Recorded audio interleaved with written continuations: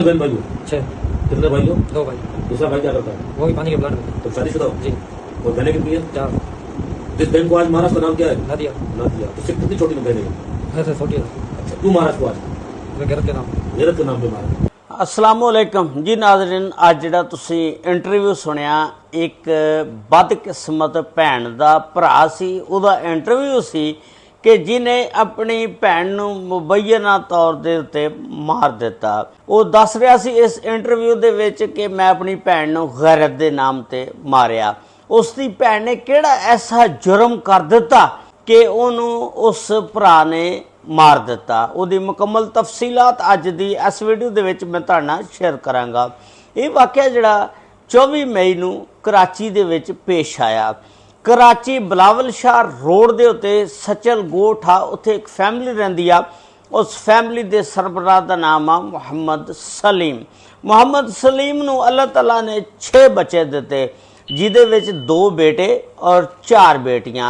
2 बेटे जिहड़े ये बड़े सी, जिहदा नाम एक दा साजिद जिहड़ा शादीशुदा सी, जिहने ये सारा वकूआ कीता।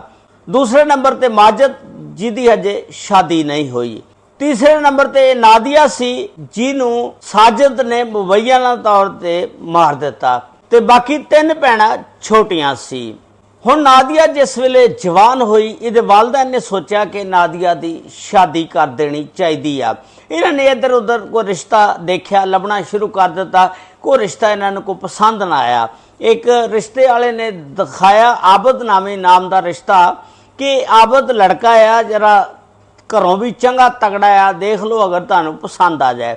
इन्हां ने वो रिश्ता देखा। जिस वेले रिश्ता देखा, वो आबद नामी लड़का जिहड़ा सी वो इन्हां नूं पसंद आ गया।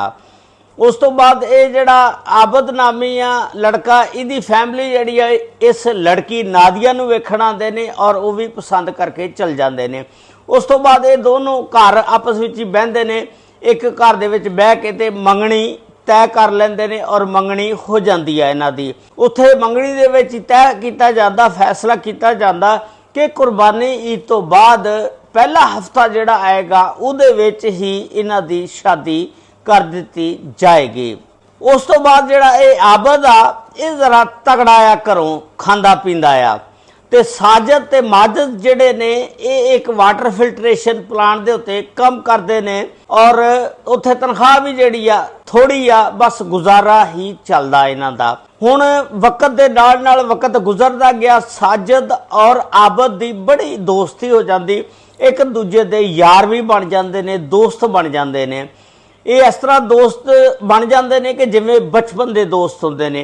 हुण जिहड़ा आबद आ, ये साजिद दा बहनोई भी आ। हुण साजिद आबद नूं कहंदा कि यार आबद, तेरे को पैसे तो है आ, मैनू को 4-5 लाख रुपया उधारा दे ताकि मैं अपना कारोबार कर लां, और जदों मेरा कारोबार चल गया तो मैं तेनू पैसे वापस जल्दी लुटा दांगा, या इस तरह करके तू विच हिस्सा पा ला, मैं तेनू भी प्रॉफिट दे जावांगा। आबद कहन लगा कि साजिद यार किहो जिहियां गल्लां करदा, तू सिर्फ पैसे ले ला और अपना कारोबार चला। अगर कारोबार चल जाता तो बल्ले बल्ले ते तू पैसे मैनू वापस दे दी। हुण आबद जिहड़ा 3.5 लाख रुपया साजिद नूं उधार दे दिंदा। साजिद बड़ा खुश हुंदा कि यार आबद बहुत अच्छा, जिन्हें 3.5 लाख रुपया मैनू देता कारोबार वास्ते। साजिद ने 3.5 लाख रुपया ले लिया। हुण कुर्बानी ईद तो पहला इन्हां दे दिन फिक्स करने सी ताकि जिहड़ा कुर्बानी तो पहला हफ्ता आएगा उहदे विच इन्हां दी शादी कर दिती जावे। हुण नादिया जिहड़ी लड़की सी वो किसी होर बंदे नूं चाहती सी। आ उहदी तस्वीर आ जिहदा नाम आ नजीउल्ला। नजीउल्ला नूं ये चाहती सी, उहदे नाल प्यार करती सी, लेकिन इस लड़की दा हक सी कि इनू जदों पता लगा सी कि मेरी मंगनी कन लगे ने, मेरे वास्ते रिश्ता देख रहे ने, ये कम अज कम अपनी वालदा दे कान दे विच ही फूक मार दिंदी, उन्होंने दस दिंदी कि अम्मी मेरी मंगनी ना करो, मैं किसी होर लड़के नूं वेखदी आं, उहदे नाल प्यार करदी आं, मैं उहदे नाल ही शादी कराणी आ। इस नादिया नामी लड़की ने जिहदी उम्र 20 साल आ, कोई गल ना कीती अपने माँ प्यो दे नाल, चुप करके हामी भर लई। उस तो बाद ਫਿਰ ਇਹ ਆਪਣੇ ਦੋਸਤ ਜਿਹਦੇ ਨਾਲ ਇਹਨੇ ਦੋਸਤੀ ਕੀਤੀ ਹੁੰਦੀ ਹੈ ਨਜੀਉल्ला, ਜਿਹਦੇ ਨਾਲ ਪਿਆਰ ਮੁਹੱਬਤ ਕਰਦੀ ਹੈ, ਜਿਹਦੇ ਨਾਲ ਸ਼ਾਦੀ ਦਾ ਵਾਅਦਾ ਕਰਦੀ ਆ, ਉਹਨੂੰ ਕਹਿੰਦੀ ਆ ਕਿ ਮੇਰੇ ਘਰ ਦੇ ਤਾਂ ਇਸ ਤੋਂ ਬਾਅਦ ਸ਼ਾਦੀ ਕਰਨ ਲੱਗੇ ਨੇ, ਹੁਣ ਕੀ ਕਰਨਾ ਚਾਹੀਦਾ। ਨਜੀਉल्ला ਤੇ ਇਹ ਦੋਨੋਂ ਪਲਾਨਿੰਗ ਬਣਾਉਂਦੇ ਨੇ ਕਿ ਘਰੋਂ ਫਰਾਰ ਹੋ ਜਾਣਾ ਚਾਹੀਦਾ ਔਰ ਕੋਰਟ ਮੈਰਿਜ ਜਾ ਕੇ ਕਰ ਲੈਣੀ ਚਾਹੀਦੀ ਆ। ਇਹ 18 ਮਈ ਨੂੰ, ਹੁਣ 27 ਮਈ ਨੂੰ ਈਦ ਆ, 18 ਮਈ ਨੂੰ ਨਜੀਉल्ला ਨੂੰ ਫੋਨ ਕਰਦੀ ਆ ਕਿ ਮੈਂ ਫਲਾਂ ਜਗ੍ਹਾ ਤੇ ਆ ਰਹੀ ਆ ਤੇ ਉੱਥੋਂ ਆ ਕੇ ਤੇ ਮੈਨੂੰ ਲੈ ਲਾ ਤੇ ਆਪਾਂ ਜਾ ਕੇ ਕੋਰਟ ਮੈਰਿਜ ਕਰ ਲਈਏ। ਇਹ ਦੋਨੋਂ ਫਿਰ ਉੱਥੋਂ 18 ਮਈ ਨੂੰ ਨਿਕਲਦੇ ਨੇ, ਜਾ ਕੇ ਕੋਰਟ ਮੈਰਿਜ ਕਰ ਲੈਂਦੇ ਨੇ। ਉਸ ਤੋਂ ਬਾਅਦ ਜਿਸ ਵੇਲੇ ਘਰਦਿਆਂ ਨੇ ਵੇਖਿਆ ਕਿ ਨਾਦੀਆ ਘਰ ਨਹੀਂ ਹੈਗੀ, ਉਹਨਾਂ ਨੇ ਬੜਾ ਇੱਧਰ ਉੱਧਰ ਨੱਸਿਆ ਭੱਜਿਆ, ਉਹਨਾਂ ਨੂੰ ਨਹੀਂ ਸੀ ਪਤਾ ਵਿਚਲੀ ਗੱਲ ਦਾ। ਨਾਦੀਆ ਨੇ ਦੱਸੀ ਨਹੀਂ ਸੀ, ਕਿਸੇ ਨੂੰ ਸ਼ੋਅ ਹੀ ਨਹੀਂ ਸੀ ਹੋਣ ਦਿੱਤਾ ਕਿ ਮੈਂ ਨਜੀਉल्ला ਨੂੰ ਚਾਹੁੰਦੀ ਹਾਂ। ਇਹਦਾ ਵਾਲਦ ਸਚਲ ਥਾਣੇ ਜਾਂਦਾ, ਜਾ ਕੇ ਇੱਕ ਅਗਵਾ ਦੀ FIR ਦਰਜ ਕਰਵਾ ਦਿੰਦਾ। ਜਿਸ ਵੇਲੇ 19 ਤਰੀਕ ਨੂੰ ਇਹ FIR ਦਰਜ ਹੁੰਦੀ ਆ, ਉਸ ਤੋਂ ਬਾਅਦ ਇਹ ਜਿਸ ਵੇਲੇ FIR ਦਰਜ ਹੁੰਦੀ ਆ, ਪੁਲਿਸ ਨੇ ਜਿਹੜਾ ਨਾ ਉਹ ਖੈਰ ਸੁਰਾਗ ਲਗਾ ਲਿਆ, ਪਤਾ ਲੱਗ ਗਿਆ ਕਿ ਕਿੱਥੇ ਗਈ। ਪੁਲਿਸ ਨੇ ਫਿਰ ਇਹਨਾਂ ਨੂੰ ਪਤਾ ਲੱਗਾ ਕਿ ਇਹਨਾਂ ਨੇ ਦੌੜ ਕੇ ਨਿਕਾਹ ਕਰ ਲਿਆ। ਉਹਨਾਂ ਨੂੰ ਅਦਾਲਤ ਦੇ ਥਰੂ ਨੋਟਿਸ ਭੇਜੇ। ਜਿਸ ਵੇਲੇ ਨੋਟਿਸ ਗਏ, ਉਹ ਫਿਰ ਥਾਣੇ ਆਂਦੀ ਆ ਔਰ ਅਦਾਲਤੇ ਆ ਕੇ 164 ਦੇ ਬਿਆਨ ਦੇ ਦਿੰਦੀ ਆ ਕਿ ਮੈਂ ਆਪਣੀ ਮਰਜ਼ੀ ਨਾਲ ਘਰੋਂ ਗਈ ਆ ਤੇ ਮੈਨੂੰ ਕਿਸੇ ਨੇ ਅਗਵਾ ਨਹੀਂ ਕੀਤਾ ਤੇ ਮੈਂ ਕੋਰਟ ਮੈਰਿਜ ਨਿਕਾਹ ਕਰ ਲਿਆ ਆ। ਤੇ ਜਦੋਂ ਇਹ ਬਿਆਨ ਦੇ ਦਿੱਤਾ ਜਾਵੇ ਤੇ ਅਦਾਲਤ ਜਿਹੜੀ ਆ ਫਿਰ ਬੀਵੀ ਨੂੰ ਆਪਣੇ ਸ਼ੌਹਰ ਦੇ ਨਾਲ ਜਾਣ ਦੀ ਇਜਾਜ਼ਤ ਦੇ ਦਿੰਦੀ ਆ। ਬਸ ਫਿਰ ਮਾਪਿਓ ਦਾ ਹੱਕ ਖਤਮ ਹੋ ਜਾਂਦਾ, ਸ਼ੌਹਰ ਦਾ ਹੱਕ ਸ਼ੁਰੂ ਹੋ ਜਾਂਦਾ। ਬਸ ਫਿਰ ਇਹ ਸ਼ਾਮ ਨੂੰ 25 ਮਈ ਨੂੰ ਜਿਸ ਵੇਲੇ ਅਦਾਲਤ ਦੇ ਵਿੱਚੋਂ ਬਿਆਨ ਦੇ ਕੇ ਬਾਹਰ ਨਿਕਲਦੇ ਨੇ, ਉਸ ਤੋਂ ਬਾਅਦ ਇਹ ਆਲਟੋ ਗੱਡੀ ਇੱਕ ਆਨਲਾਈਨ ਕਿਰਾਏ ਤੇ ਬੁੱਕ ਕਰਦੇ ਨੇ।